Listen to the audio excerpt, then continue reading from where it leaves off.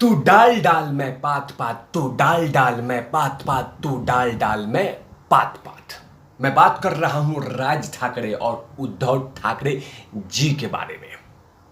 राज ठाकरे को रोकने के लिए लगातार रिसर्च पे रिसर्च उद्धव ठाकरे किसी न किसी तरीके से करते रहते हैं और वो जैसे जैसे चाह रहे थे कि वैसे वैसे उद्धव ठाकरे चाहते हैं कि लाउड स्पीकर का मामला हमने शांत कर दिया और बाकायदा बड़ी अचीवमेंट पार कर ली।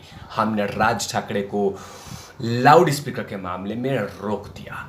लेकिन राज ठाकरे ने एक ऐसा शगुफा छोड़ा है, एक ऐसी बात छेड़ दी है पूरे महाराष्ट्र में जिसे महाराष्ट्र की जनता जनार्दन खुशी से उछल रही है। और आखिरकार वो कौन सा सपना है जिसे महाराष्ट्र भी चाहता है कि राज ठाकरे पूरा करें, भारतीय जनता पार्टी पूरा करे। वो कौन सा सपना है जो मराठी मानुष चाहते हैं कि इस सपना को पूरा किया जाना चाहिए और बिल्कुल पूरे महाराष्ट्र राज ठाकरे की वाहवाही करेगी। वाह राज ठाकरे, वाह राज ठाकरे, वाह राज ठाकरे। इसी के चर्चा करूंगा कि आखिरकार वो महाराष्ट्र के सबसे बड़े सपने को पूरा करने वाले हैं राज ठाकरे। नमस्कार, आप देख रहे हैं तिवारी भैया, मैं हूं वेद प्रकाश। राज ठाकरे लगातार वो सर्च करते हैं कि बाला साहब ठाकरे जी मतलब उनके चाचा का वो कौन सा सपना पूरा नहीं हुआ है जिसको राज ठाकरे जी पूरा करेंगे। लगातार रिसर्च करते हैं। इधर उद्धव जी रिसर्च करते हैं कि मैं राज ठाकरे को कैसे रोकूं, किन मुद्दों पे रोक दूं, कैसे घेरूं। और इधर राज ठाकरे वो सपना वो काम करते हैं जिसे पता लगाते हैं कि आखिरकार वो कौन सा मेरे चाचा जी का सपना अभी पूरा नहीं हुआ है। बाला साहब ठाकरे जी का सपना था कि औरंगजेब का मकबरा ढा दिया जाए। ये बाला साहब ठाकरे जी का सपना था और इसी सपने को पूरा करने के लिए मनसे के प्रवक्ता गजानन काले ने उठा लिया है। मतलब राज ठाकरे के पार्टी के प्रवक्ता ने और बाकायदा प्रेस कॉन्फ्रेंस में बाकायदा स्टेटमेंट जारी करते हुए उन्होंने मतलब गजानन काले जी ने, जो कि मनसे के कार्यकर्ता हैं, प्रवक्ता हैं, और उन्होंने चेतावनी दे दिया है कि आपको जितनी ताकत लगाना है लगा लीजिए, हम औरंगजेब का मकबरे को ढा देंगे, जितनी ताकत लगाना है लगा लीजिए। जैसे ये ऐलान हुआ उसके बाद महाराष्ट्र सरकार बाकायदा उनकी सांसें फूलने लगी।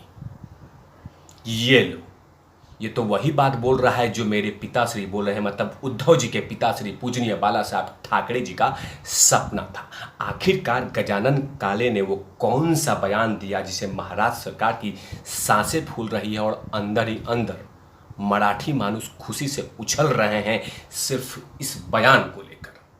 क्योंकि जिस तरह से औरंगजेब ने पूजनीय संभाजी राजे के साथ किया था वो कोई भूला नहीं है, पूरा देश नहीं भूला है, हाँ देश भूलेगा भी नहीं। अब उसी के मकबरे को ढाने के लिए, मतलब औरंगजेब के मकबरे को ढाने के लिए पूरी तरह से मनसे के कार्यकर्ता अब पूरे महाराष्ट्र में इस बात को लगातार गली मोहल्ले में चर्चा का विषय बना दिया है। गजानन काले जी ने क्या बयान दिया है जिसे महाराष्ट्र सरकार पूरी तरह से परेशान हो गई है। गजानन काले जी ने कहा है कि शिवसेना सुप्रीमो बाला साहब ठाकरे ने सामना में कहा था कि मकबरा गिरा दिया जाना चाहिए, फिर भी अभी तक ऐसा क्यों नहीं हुआ। मैं पूछ रहा हूं उद्धव ठाकरे सरकार से। काले ने आरोप लगाया कि सुरक्षा प्रदान करने के लिए महाराष्ट्र सरकार का कार्य हमारे घाव पे नमक छिड़कने जैसा है। औरंगजेब ने संभाजी राजे मतलब शिवाजी के पुत्र को बेरहमी से प्रताड़ित किया था। उन्होंने हमारे स्वराज को रौंदने की कोशिश की थी और फिर भी महाराष्ट्र सरकार उन्हें सुरक्षा प्रदान कर रही है। संभाजी राजे जो कि पूजनीय शिवाजी के पुत्र थे, उनको इस्लाम धर्म कबूल कराने के लिए इतना प्रताड़ित किया था, इतना प्रताड़ित किया था, सुन के रोंगटे खड़े हो जाएंगे। लेकिन पूजनीय संभाजी राजे ने कभी भी उसके बातों को स्वीकार नहीं किया। उन्होंने कहा कि मैं कभी भी ये काम नहीं करूंगा और उन्होंने ये काम किया भी नहीं। लेकिन पूजनीय बाला साहब ठाकरे जी लगातार सामना के द्वारा यही कहते थे कि औरंगजेब के मकबरे को ढा देना चाहिए, क्योंकि जिसने महाराष्ट्र के सपूत को, भारत के इस जाबाज सपूत को इस तरह से प्रताड़ित किया हो और उसका मकबरा इस देश में होना चाहिए, ये कैसे संभव हो सकता है। इसीलिए मनसे के कार्यकर्ता ने पूरे महाराष्ट्र में इस बात को ऐसे फैला दिया है जिससे अब महाराष्ट्र सरकार परेशान है।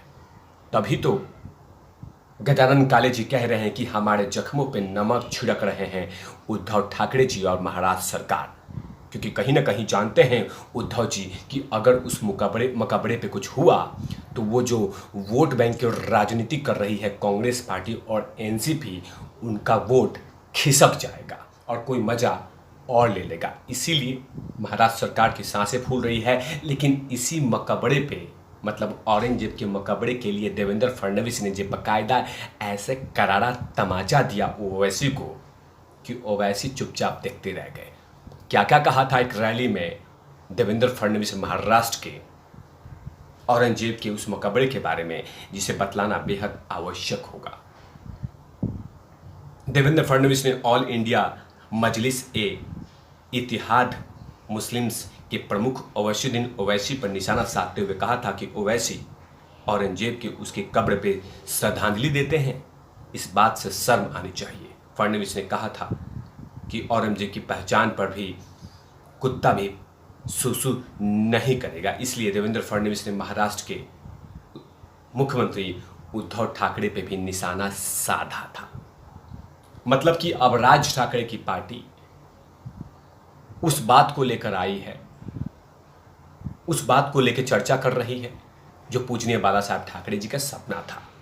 और नो डाउट कि इस बात को लेकर आदित्यनाथ योगी भी खुश होंगे और पूरे महाराष्ट्र झूम उठेगा, क्योंकि जिस तरह का बयान गजानन काले जी का आया है वो कहीं ना कहीं महाराष्ट्र की सरकार के लिए परेशानी हो सकता है, लेकिन महाराष्ट्र के जनता जनार्दन के लिए नहीं, क्योंकि वो महाराष्ट्र की जनता जनार्दन जानती है कि पूजनीय बाला साहब ठाकरे जी का सपना क्या था और पूजनीय बाला साहब ठाकरे जी का विचारधारा क्या थी।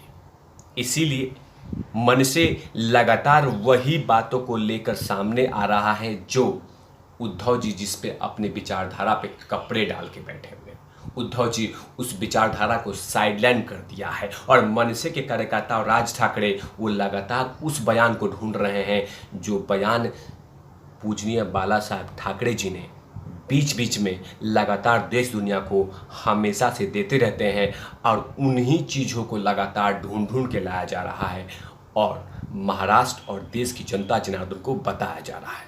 अब ये देखना होगा कि जो गजानन काले जी का सपना है और राज ठाकरे का सपना है क्या पूरा होता है या नहीं होता है, या इस पे कोई और भी कार्रवाई होती है। लेकिन आने वाले दिन पे औरंगजेब के मामले पे पूरे महाराष्ट्र ही नहीं पूरे देश में चर्चा का विषय बनने वाला है, क्योंकि देवेंद्र फडणवीस जी ने ऑलरेडी अपने रैली में कहा है और इधर मनसे के कार्यकर्ता ने उद्धव जी बाला साहब ठाकरे जी के सपने को पूरा करने के लिए पूरी तरह से प्रण कर लिया है।